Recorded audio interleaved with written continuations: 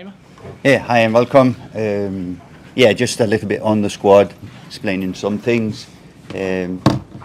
First of all, we had a big problem selecting the 23. The biggest problem we had since I came in. Reason being, all players are fitting well, or most players are fitting well. Only Robbie, Max O'Leary, Andrew, and Smallbone has been struggling. I think he is starting to train now, but we rule these guys out. But a lot of players that we have been using and leading up to this game are playing well. So a good headache for us.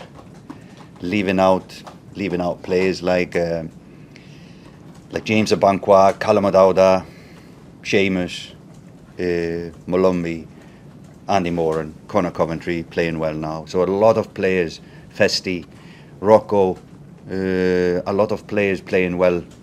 Sykesy as well. Louis Barry, another good option that we've been looking at. So a lot of options we had for this camp, but we opted to go for this squad. We feel really confident with this squad we have. Reason being, like we hoped, players started their season really well. We have players scoring in their clubs. We have players playing well, man of the match performances, and then we have a lot of captains this season. So we have Nathan captain at Brentford. We have Josh Collin at Burnley, Nighty, Bristol. Even Scales, he was captain of Celtic last game. Who am I forgetting? Jimmy Dunn, Queen Park. So yeah, a lot of captains showing that there's more and more leadership growing in this team. More leaders emerging. So we're just looking really forward to these games in September. But we know this is it. Now it gets serious, and all the things we've been doing on up till now has just been leading up to this one, and we know the real importance of especially this first game in Aviva, and I hope we'll get a lot of support, and we know it's going to be a sellout Saturday evening, going to be a sellout there, but we hope that the fans will come in, show up, and make the atmosphere, not come to enjoy it, make the atmosphere. And in the past, a few season ticket holders have had tickets but not shown up. I hope there's going to be every seat filled in Aviva, and we have the support that is going to push us for a win. Something else? Yeah. Something else? Yeah, no, nothing else. So we just jump to questions. Perfect. Anne-Marie, do you want to get started on the questions? Hi, Heimir. Yeah, Anne-Marie. You mentioned it there, the great form that a lot of the players seem to be in. Just generally, how much of a difference does that make to you and the squad when you have players coming into the camp that are just up and running and ready to go? Huge. It's both the form, we know they are fit, and I think maybe a little of this is due to that we gave them the summer off. So the likes of Josh Collin, we didn't call him up, and more players.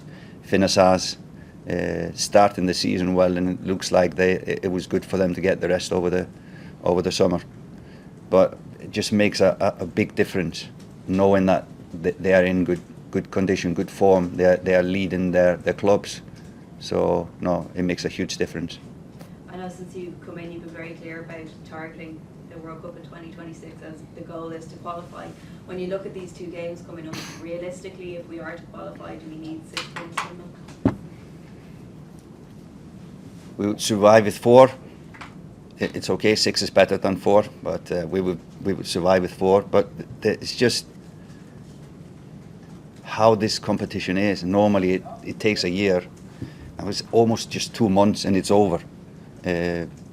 September, October, November, early November is the last camp.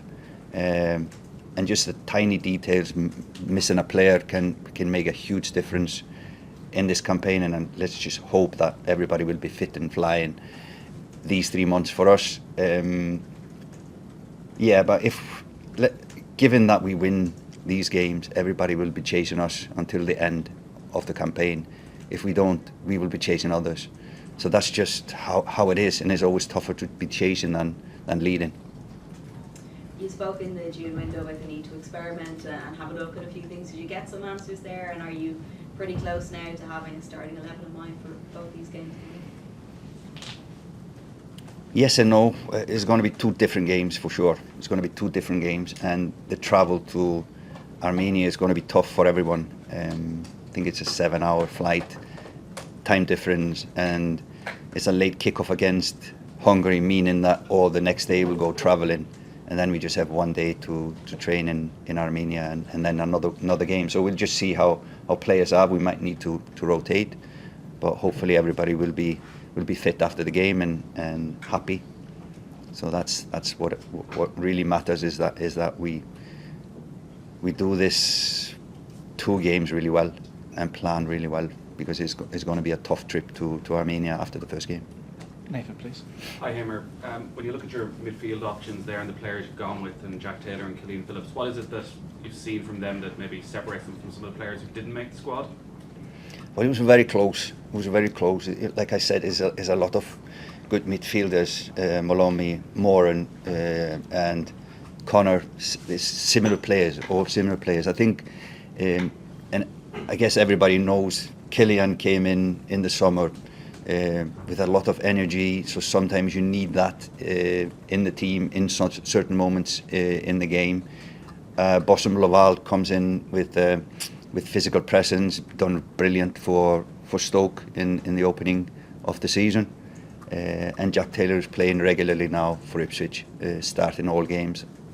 Last year he was in and out, more out than in, and is playing on a regular basis, and has been doing well as well. So no, it's just details, and listen, probably a lot of these players will be unhappy not to be selected, and in a way I understand that. But like we said, these games will come fast, and we definitely will need these players in the next 2 camps. So I hope everybody will be ready when they're called upon. Another thing as well is that some players will have 2 games in their clubs before they meet up on Sunday here. So a lot of things can happen, and I hope everybody is ready to rock with us if they're called upon. But we need these players, all these players, and that's why we've given so many players a chance to play and show what they can do. Seamus Coleman is fit but hasn't been playing. How did he react to not being in the 23? So we went to Everton training ground Friday and spoke with our players there and the coach, etc. And he's close to playing, so he is in the squad. His numbers in training are good, and he's eager to start. He really wants to come and help us, and he knows the importance of this camp. Just shows his mental strength as well, coming from a bad injury and just returning back to the Premiership. Hopefully he'll get his minutes, and he might even play League Cup tomorrow. We'll see. But once he starts playing, of course he is. We really want to have him in the squad, but it would just be a wrong example picking a player that hasn't played for almost a year. When you look at the 10 games you've been in charge for, and then look at the challenge that Hungary are going to bring in a couple of weeks' time, which game do you think is most similar tactically to what Hungary will have? I think the last game we played at home is a good example of a lot of things in Hungary. So good combination play, quick passes, individual quality in Hungary. Definitely, we all know some of the players are playing in the Premier League, top class. So I would say that was a good preparation, playing Senegal here at home. Yeah, England maybe a little bit different style of play, but I would say the Hungarians have had the same coach since 2018, so they're well drilled.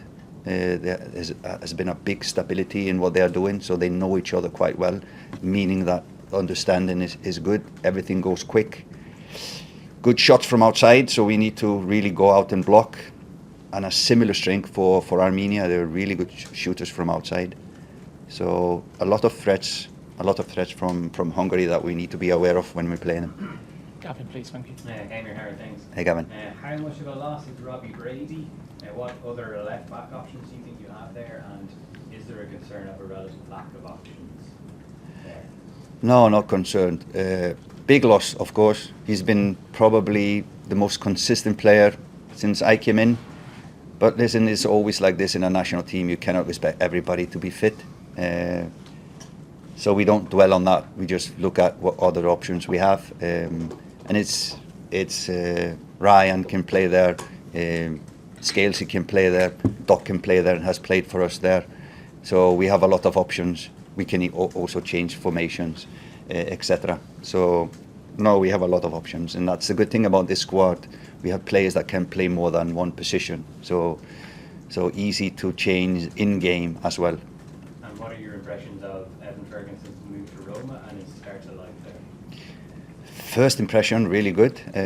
Looking at him, he even seems fitter looking at him. Pictures look great without sleeves. And then first game was brilliant. It's tough for a striker to play in Italy. It's not a lot of spaces. It's physical defenders, and he coped with it really well. And I hope he'll bring that into our camp. Ed, please. Just a quick one, I suppose, on the leaders you talk about in the squad. Captains, you've a lot of captains, a lot of leaders in the squad. When you look at that squad, would that make it easier to leave someone of Seamus's experience out of the dressing room, I suppose, that influence he has? No, it's always tough to leave Seamus out, no matter what.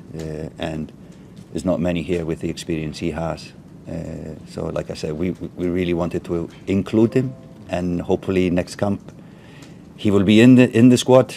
But you would always want a player on with his quality and experience to be in the squad. And then just in terms of, you've got two of your main strikers playing in the continental Europe. Does that bring something different to the squad, and especially going into a European competition? Is that something that you see as helpful? Really doesn't matter if you are playing regularly and scoring. That is what gives you confidence. Where you do it is, I think that doesn't matter much, but it's good leagues for both of them. And Troy has just been on fire since pre-season and from last season as well. So it's a good step for him.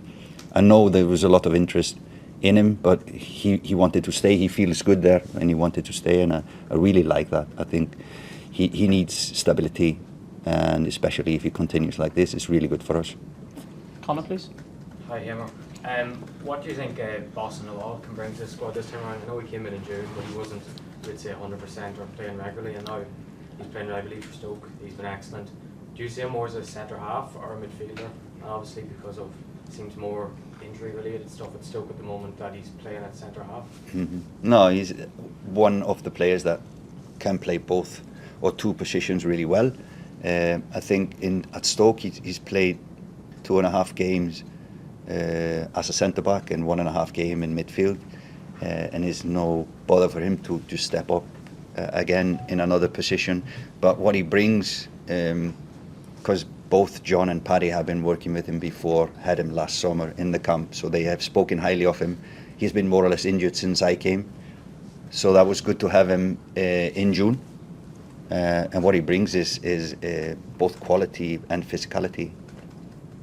And I know there's a week left in the transfer window still, but if the window ended now, would you be happy with how it's gone for Irish players? Like, we've had Evan get his move, Queeving. There's probably the surprise that maybe Finn Azaz and Jason Knight haven't got a move to the Premier League yet, and even like Andy Moore has gone to LA.